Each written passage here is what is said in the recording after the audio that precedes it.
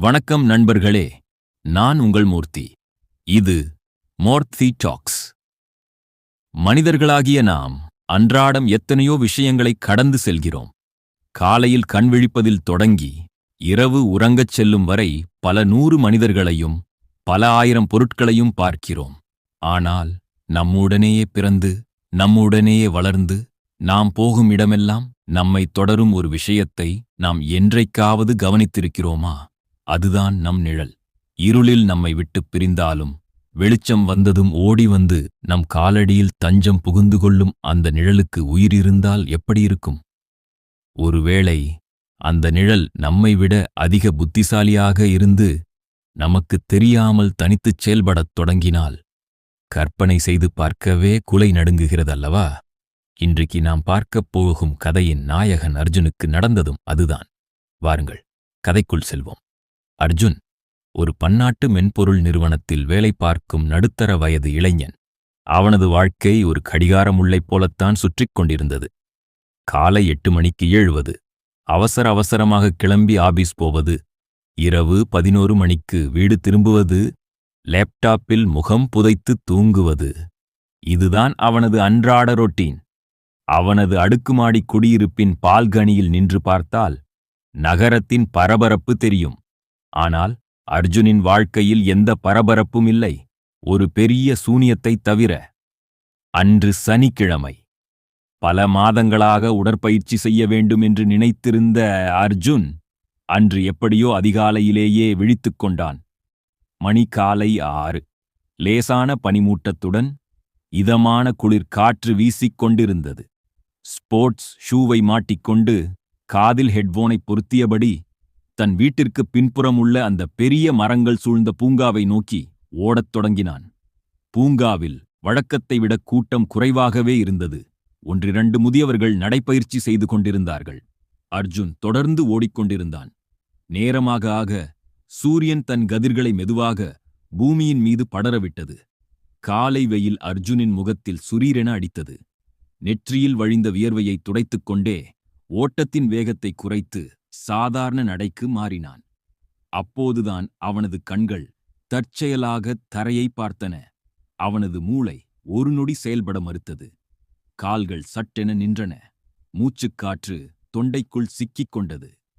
மீண்டும் தரையை உற்றுப் பார்த்தான். அவனுக்கு பக்கத்தில் இருந்த பெரிய ஆலமரத்தின் நிழல் தரையில் நீண்டிருந்தது. சற்று தள்ளி நடந்து சென்ற ஒரு முதியவரின் நிழல் தெளிவாகத் தெரிந்தது.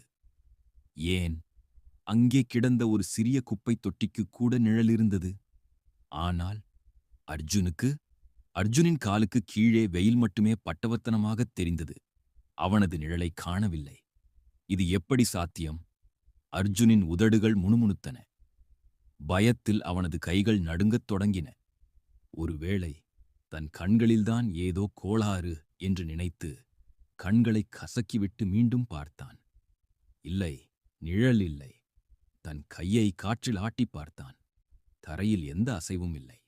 அப்படியே ஒரு அடி முன்னால் குதித்துப் பார்த்தான்.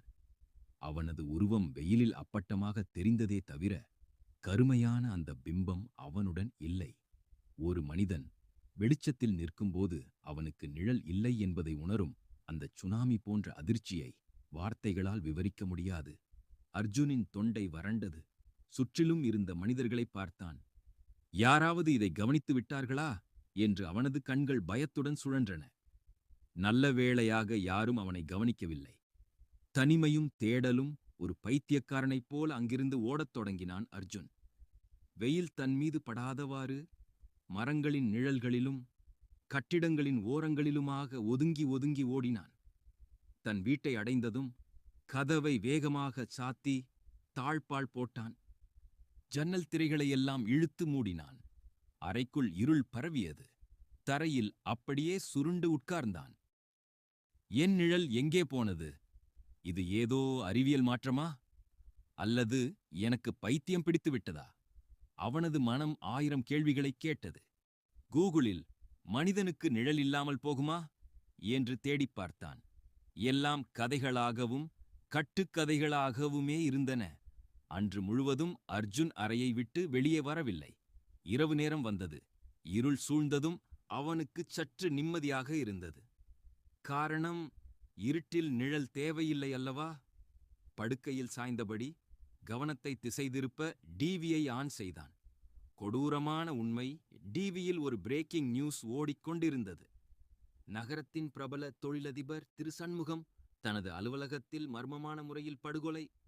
கொலையாளி யார் என்று காவல்துறை தீவிர விசாரணை என்ற வாசகம் திரையில் மின்னியது. அர்ஜுன் அதை சாதாரணமாகத்தான் பார்த்துக் கொண்டிருந்தான். ஆனால் அடுத்த சில நொடிகளில் செய்தி வாசிப்பாளர் சொன்ன தகவல் அர்ஜுனை கதிகலங்க வைத்தது. சண்முகம் கொலை செய்யப்பட்ட அறையில் பதிவான சிசிடிவி காட்சிகள் தற்போது வெளியாகியுள்ளன. அதில் கொலையாளி யார் என்று முகம் தெளிவாக தெரியவில்லை என்றாலும் ஒரு மர்மமான உருவம் அவரை தாக்குவது பதிவாகியுள்ளது. இதோ அந்த காட்சி. டிவியில் அந்த சிசிடிவி வீடியோ பிளே ஆனது. இரவு நேரம். சண்முகம் தனியாக தன் அறையில் வேலை செய்து கொண்டிருக்கிறார். அப்போது கதவுக்கடியில் உள்ள சிறிய இடைவெளி வழியாக ஒரு கருமையான திரவம் போல ஏதோ ஒன்று அறைக்குள் ஊர்ந்து வருகிறது. அது மெதுவாக தரையில் படிந்து ஒரு மனித உருவமாக, ஒரு நிழலாக மாறுகிறது. அந்த நிழலுக்கு எந்த உடலும் இல்லை. வெறும் இருட்டு மட்டுமே ஒரு மனித வடிவம் எடுத்தது போலிருந்தது. அந்த நிழல் சண்முகத்தின் பின்புறமாகச் சென்று அவரது கழுத்தை நெரித்துக் கொள்கிறது. கொலை செய்த பின் அந்த நிழல் சிசிடிவி கேமராவை நிமிர்ந்து பார்க்கிறது. அந்த நிழலின் அவுட்லைன், அதனுடைய உயரம், அதனுடைய தலைமுடி அமைப்பு, எல்லாமே அர்ஜுனைப் போலவே இருந்தது. அர்ஜுன் அலறி புடைத்துக் கொண்டு கட்டிலில் இருந்து கீழே விழுந்தான். அவனது இதயம் மார்பை கிழித்துக் கொண்டு வெளியே வந்துவிடும் போல துடித்தது. அது என் நிழல், என் உடம்பை விட்டு பிரிஞ்ச என் நிழல்தான் அந்த கொலையைச் செஞ்சிருக்கு. அர்ஜுனுக்கு கண்களில் இருந்து கண்ணீர் வழிந்தது. தான் செய்யாத ஒரு கொலைக்கு, தன் நிழல் செய்த ஒரு கொடூரத்திற்கு தான் எப்படி பொறுப்பாக முடியும்? அப்போது திடீரென அறையின் மின்சாரம் தடைப்பட்டது. வீடே இருளில் மூழ்கியது. அர்ஜுன் உறைந்து போனான். ஜன்னல் வழியே லேசான நிலவொளி அறைக்குள் விழுந்தது. அந்த வெளிச்சத்தில் அறையின் மூலை சுவரில் ஏதோ அசைவது போலத் தோன்றியது. அர்ஜுன் மெதுவாக திரும்பி பார்த்தான். அந்த இருட்டான சுவரில் ஒரு கருமையான உருவம் பிரிந்து வெளியே வந்தது. தரையில் எந்த சத்தமும் இல்லாமல் நழுவி நழுவி அர்ஜுனை நோக்கி ஊர்ந்து வந்தது அந்த நிழல். அர்ஜுனால் நகர முடியவில்லை. குரல் எழுப்ப முடியவில்லை. அந்த நிழல் மெதுவாக எழுந்து நின்றது. அது அர்ஜுனின் முகத்திற்கு நேராக வந்தது. அந்த நிழலுக்கு கண்கள் இல்லை, முகம் இல்லை. ஆனால் அது அர்ஜுனை உற்று பார்ப்பது போல அவனுக்கு தோன்றியது. அறையின் குளிர்ச்சி -டிகிரிக்குச் சென்றது போல அர்ஜுன் நடுங்கினான். அப்போது அவனது காதுக்கு மிக அருகில் ஒரு ஐஸ் கட்டியைப் போன்ற குளிர்ந்த மூச்சுக்காற்று பட்டது. அந்த நிழல் பேசத் தொடங்கியது. அது அர்ஜுனின் குரலிலேயே, ஆனால் மிகக் கொடூரமான தொனியில் கிசுகிசுத்தது. இத்தனை வருஷமா உன் காலுக்கு கீழே நான் அடிமையாயிருந்தேன். நீ சொல்றதைக் கேட்டு நீ போற இடத்துக்கெல்லாம் வந்தேன். ஆனா இனிமே அப்படி இல்லை. எனக்கு உன் உடம்பு வேணும். இனிமே உன் உடம்புக்குள்ள நான் இருப்பேன். என் நிழல்ல நீ இருப்பாய். அந்த நிழல் தன் கருமையான கைகளை விரித்து அர்ஜுனின் நெஞ்சை நோக்கி பாய்ந்தது. அர்ஜுனின் அலறல் சத்தம் அந்த அறைக்குள் மட்டுமே எதிரொலித்து அடங்கியது. என்ன நண்பர்களே, கதை எப்படி இருந்தது? மறுநாள் காலை சூரியன் உதித்தபோது அர்ஜுன் தன் அறையிலிருந்து வெளியே வந்தான். அவனுக்கு இப்போது ஒரு குறைபாடும் இல்லை. அவனுக்கு ஒரு தெளிவான நிழல் இருந்தது. ஆனால் அந்த உடலுக்குள் இருப்பது அர்ஜுனா அல்லது அர்ஜுனின் நிழலா? இந்த ரகசியம் அந்த இருளுக்கு மட்டுமே தெரியும். இன்றைக்கு வெயிலில் நடக்கும்போது உங்கள் நிழலை ஒரு முறை பார்த்துக் கொள்ளுங்கள். அது உங்களுடையதுதானா என்று. இந்த கதை உங்களுக்கு பிடித்திருந்தால் லைக் பண்ணுங்க, ஷேர் பண்ணுங்க. மறக்காமல் மூர்த்தி டாக்ஸ் சேனலுக்கு சப்ஸ்கிரைப் பண்ணுங்க. மீண்டும் ஒரு அமானுஷ்யமான கதையுடன் உங்களை சந்திக்கிறேன். உங்கள் மூர்த்தி. நன்றி, வணக்கம்.